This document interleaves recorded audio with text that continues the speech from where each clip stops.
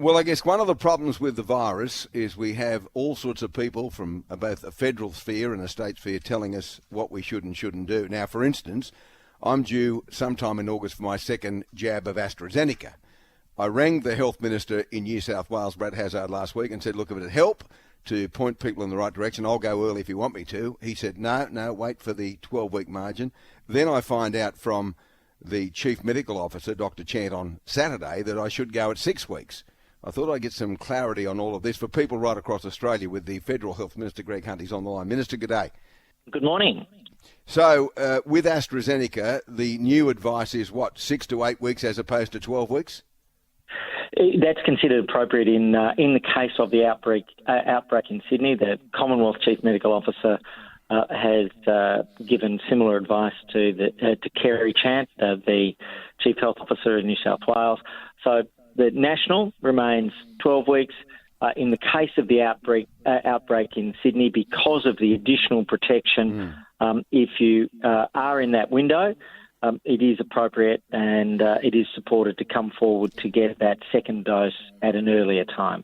Okay, this Delta variant is attacking younger people. We've had a couple of very young ones in ICU, one under a respirator actually. So what's the message about Pfizer? We had the Prime Minister on Friday. He said, look, we're going to get stacks of Pfizer out in a very short space of time.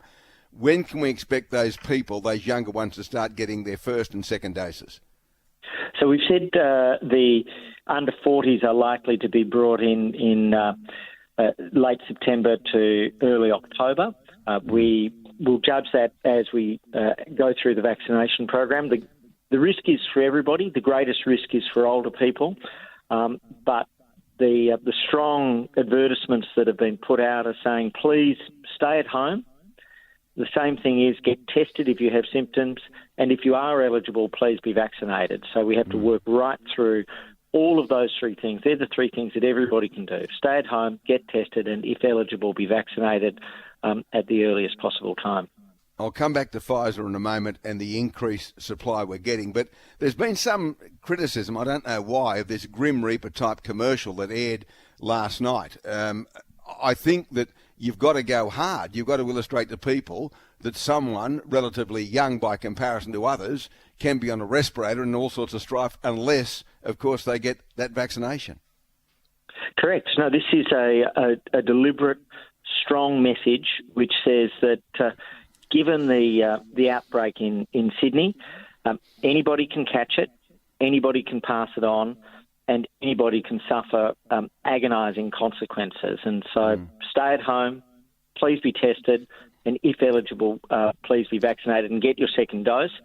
And people have been fantastic, but it is a challenging time. And so that's why there's support. There's the mental health support, which we're very focused on through Beyond Blue, and then there's the disaster relief payments through Services Australia. So to Sydney-siders and to people who are affected, we know this is hard. You're doing a fantastic job, and each of you can make a difference, but we're also supporting with that mental health support and that disaster relief payment support, which is the same as the final level for JobKeeper.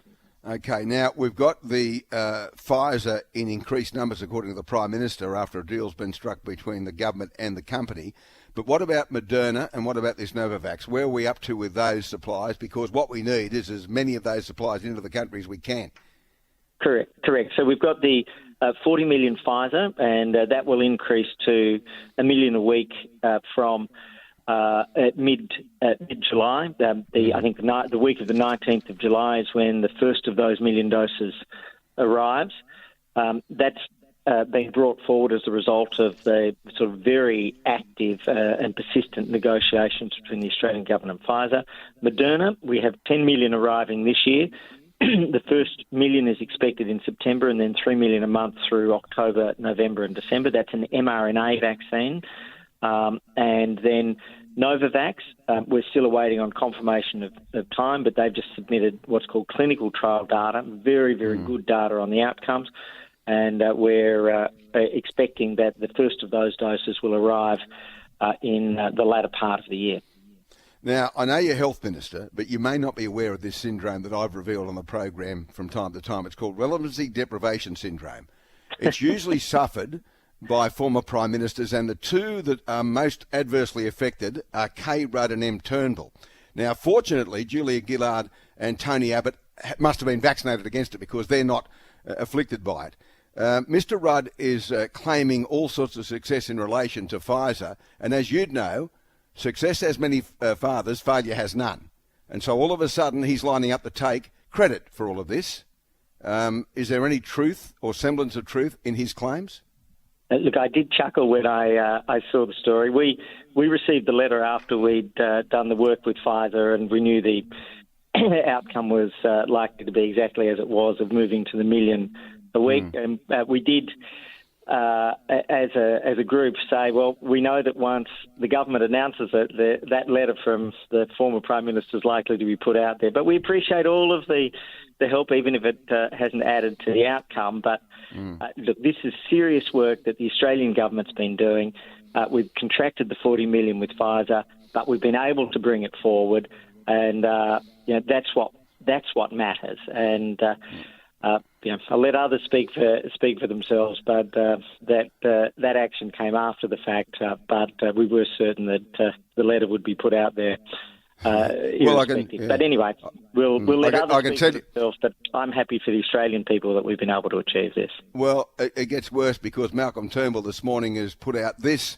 Thank you, Kay Rudd, for speaking to the chairman of Pfizer to secure an earlier delivery of vaccines. Staggering the vaccination of Australians was apparently not important enough to warrant a call from either Scott Morrison or Greg Hunt. Now, he has a seriously bad dose of relative deprivation syndrome, that Prime Minister or that former Prime Minister. And again, you've got people sniping at the edges when we're in the middle of a pandemic in Sydney. Turnbull lives in Sydney. My advice to you, Malcolm, pull your head in there looking for wood, you unbelievable. Well, I won't comment on that. I will say that on multiple occasions with the Australian head and Harris, who has done the work to secure the extra vaccines, the earlier vaccines for Australia, and that's incredibly important. And she and her team, they have been unstinting in this fight to get this outcome, and we've worked with them just